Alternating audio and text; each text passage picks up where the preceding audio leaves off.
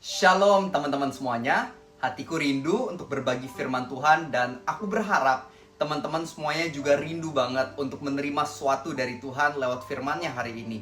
Karena aku percaya ketika kita datang dengan kerinduan, kita akan dipuaskan oleh karunia roh Tuhan yang luar biasa. Maka itu sebelum kita mulai, mari kita rendahkan hati kita di hadapan Tuhan lewat ucapan doa terlebih dahulu.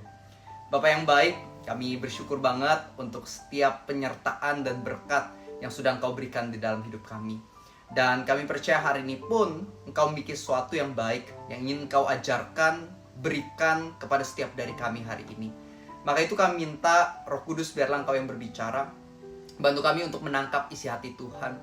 Bantu kami untuk fokus untuk 10 menit ke depan dari awal sampai akhir, supaya kami bisa sungguh-sungguh mengalami perubahan lewat firman yang mau Kau berikan hari ini. Kami anak-anak-Mu Tuhan, dan kami siap mendengarkan-Mu. Di dalam nama Tuhan Yesus, semua yang percaya, kita sama-sama katakan amin. Nah teman-teman, hari ini aku pengen membahas sebuah kisah Alkitab yang sangat unik. Dan mungkin banyak orang, bahkan orang yang berKTP Kristen pun belum pernah dengar atau belum pernah ngerti kisah ini. Yaitu kisah di kitab Kejadian, di mana Tuhan memberikan arahan kepada Abraham untuk menyembelih yang namanya domba, lembu, ya burung, ada yang di bagian kanan, ada yang di bagian kiri. Jadi disembelih, ditaruh, dibariskan bagian kanan, bagian kiri. Nah singkat cerita, Abraham dikatakan bagaimana ketika dia lihat ada burung-burung yang mau ambil mayat sembelihan itu, dia usir burung itu. Dan dia menghabiskan waktu cukup lama hanya diam dan sampai akhirnya dia tertidur. Lalu tiba-tiba Tuhan muncul dalam rupa api dan berjalan melewati sembelihan-sembelihan yang ada di kanan dan di kiri tersebut. Nah ketika kita mendengar kisah ini, kita merasa ini aneh banget. Apa maksudnya, apa maknanya, kenapa kisah ini ada di Alkitab? Sebenarnya apa sih arti dari semua ini? Bagi kita mungkin nggak ngerti. Tapi bagi Abraham ini bukanlah sesuatu yang aneh, karena ini adalah sesuatu yang emang ada di budaya zaman dulu. Dia ngerti banget apa yang sedang terjadi. Jadi teman-teman, di zaman dulu ada budaya seperti ketika dua raja, dua bangsa mereka berperang, dan satu raja menang, satu raja atau bangsanya ini kalah. Raja yang menang ini akan meletakkan tumpukan mayat dari orang-orang yang kalah di bagian kiri dan bagian kanan. Nah setelah itu sang raja yang menang ini, dia akan membacakan peraturan-peraturan kerajaannya. Raja ini atau bangsa ini akan mengatakan, oke, kalau kamu ikut bangsa dan kerajaan kami, kamu nyebrang. Jadi anggapnya bangsa atau raja yang kalah ini, anggapannya kalau mereka nggak mau nyebrang, mereka akan dibantai habis. Tapi yang mau nyebrang, mereka anggapnya menjadi bagian dari kerajaan baru ini. Nah tapi ketika dia nyebrang, dia akan melihat ke kiri dan ke kanan. Dia akan lihat tumpukan mayat yang ada di kiri dan di kanan, untuk jadi peringatan buat dia. Kalau misalnya kamu nggak taat sama peraturan-peraturan yang sudah diberikan oleh kerajaanku, maka kamu akan jadi sama seperti tumpukan yang ada di kiri dan di kanan kamu. Itulah yang terjadi. Inilah perjanjian yang biasanya muncul pada zaman tersebut. Jadi Abraham mengerti banget bagaimana waktu itu Tuhan lagi mau mengadakan sebuah perjanjian dengan Abraham. Abraham, engkau dan keturunanmu akan jadi bangsaku. Oke, nyebrang. Tapi inilah peraturan-peraturan sudah di sana.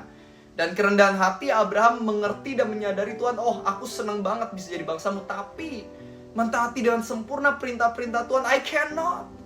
Aku nggak bisa, terlalu susah. Aku nggak bisa dengan sempurna mentaatinya. Ada bentuk kerendahan hati di sini. Makanya Abraham diam terus, dia bingung sampai ketiduran. Tapi yang paling luar biasa ini, tiba-tiba Tuhan muncul dalam rupa api, dan Tuhanlah yang menyeberangi sembelihan-sembelihan tersebut. Dalam kata lain, Tuhan lagi mau bilang ke Abraham, perjanjian kita tetap jadi, tetap deal, tetap engkau dan keturunanmu jadi bangsaku. Tapi ketika kamu gagal, bukan kamu yang akan mati, tapi aku yang akan mati untuk kamu. Dan sungguh itu beneran digenapi ketika 2000 tahun yang lalu, Yesus Kristus, Sang Tuhan pencipta, Raja di atas segala raja, dia rela tinggalin surga, datang ke dunia yang hina sebagai manusia, menyerahkan nyawanya di atas kayu salib untuk menebus dosa-dosa kita. Perhatikan baik-baik, perkataannya bukan menghilangkan dosa, tapi menebus dosa. Artinya aku dan kamu, kita manusia yang udah bersalah, yang udah melanggar perintah, tapi Yesus yang ambil ganjarannya, Yesus yang ambil dampak negatifnya, Yesus yang dapat hukumannya buat kita. Inilah yang terjadi di dalam kehidupan manusia. We are saved by grace, not by works, so that no one can boast. Kita semua diselamatkan karena kasih karunia Tuhan yang begitu baik. Bukan karena kita yang hebat, bukan karena kita yang baik, bukan kita yang sempurna, tapi kasih karunia Tuhan yang sangat amat besar buat manusia yang udah gagal dan hina seperti kita. Makanya lewat kisah ini kita diingatkan kembali teman-teman, bahwa kita semua gak layak sombong. Kamu bisa berlagak bahwa kalau kamu menjadi pembisnis hebat, kamu menjadi seorang pengkhotbah hebat, kamu memiliki kepintaran IQ yang tinggi, kekayaan yang besar, kamu mungkin bisa berlagak itu semua karena kehebatanmu. Atau kita mau kembali ke honest conclusion yang sungguhnya, bahwa it is God.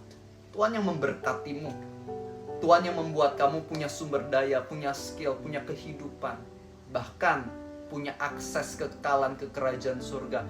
Bukan karena apa yang sudah kau lakukan, tapi karena kasih karunia Tuhan. Don't forget about that.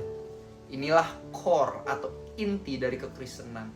If you miss this, you miss everything. Kalau kamu gak menyadari hal ini, maka kamu melewati segalanya yang terpenting dari kekristenan. Makanya dalam keseharian hidupmu selalu pandang Kristus, karena dialah penggenapan janji Tuhan yang menyelamatkan setiap dari kita.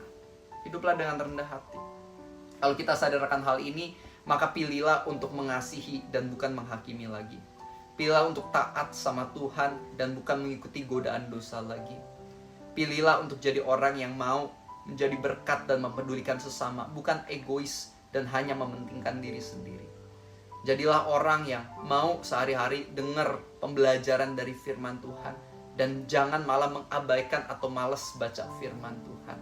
Mulai hari ini jadilah orang yang mulai sehari-hari bersyukur dan menyembah Tuhan dan bukan malah mengeluh dan komplain kepada Tuhan.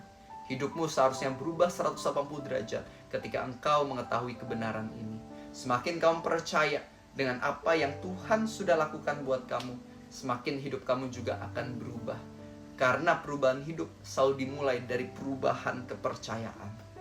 Percayalah kebenaran bahwa Yesus sudah menyelamatkanmu, maka kamu akan lihat hidupmu otomatis sedikit demi sedikit akan ada perubahan yang drastis. Itu yang aku alami. Kenapa aku hari ini bisa melayani? Kenapa hari ini aku bisa fokus dan memberikan kemuliaan buat Tuhan? Jawabannya satu, because Jesus happened in my life. Dan Tuhan Yesus juga aku percaya sudah kamu alami dalam hidupmu. Dialami oleh banyak orang, bahkan dialami oleh semua orang. Hanya saja ada yang rendah hati mengatakan, ya Tuhan terima kasih. Tapi ada juga yang masih sombong yang mengatakan, ya udahlah, it's just another story. Ya udahlah, terima kasih Tuhan, tapi ya udah bodo amat. Jangan sampai kita jadi orang-orang seperti itu. Jadilah orang-orang yang sungguh-sungguh menghargai pengorbanan dan salib Yesus Kristus. Amin. Mari kita tutup dalam doa. Bapa yang baik, terima kasih Engkau sudah mengingatkan kami kembali akan kasih karunia-Mu yang besar. Di tengah kegagalan kami, di tengah ketidaksempurnaan kami, Engkau sudah turun dari sorga demi kami. Ajar kami untuk mengerti dan terus mengingat akan pengorbanan salib-Mu. Tuhan, biarlah Engkau yang bimbing setiap jemaat-Mu, setiap umat-Mu, setiap anak-anak-Mu ini. Mereka yang rindu untuk mengenal Tuhan lebih lagi, Tuhan yang berikan pengenalan itu. Mereka yang rindu, haus, lapar akan Roh-Mu, Tuhan curahkan Roh-Mu, agar hidup mereka gak sama seperti sebelumnya. Ada perubahan yang besar yang terjadi.